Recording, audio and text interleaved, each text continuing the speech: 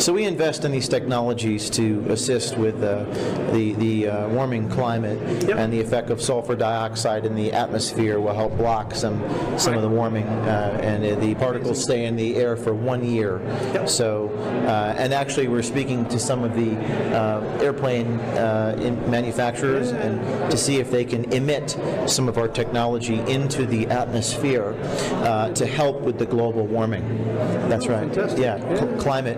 I mean, we don't like to use the term climate engineering. It scares people, so we prefer. Of course, but for me, being an engineer, I think that's actually what you do. It's Yes. You can have financial engineering, you can have, I'm sure, climate engineering, because it involves something that's more scientific. Yes, exactly. You're an engineer, you understand. And from Sweden, right?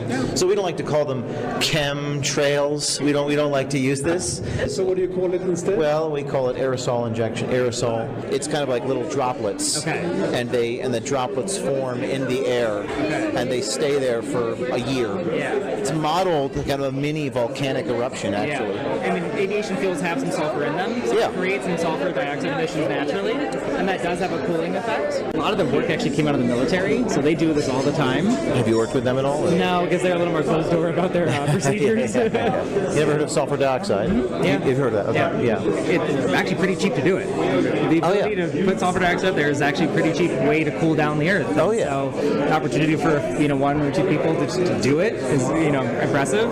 He went a little further. He's like, it'd be interesting if the government start doing this over each other's territories on purpose. Like if we start getting to weather modification as a government, either good or bad. The closest one I'm aware of is someone called Airborne Snow Observatory.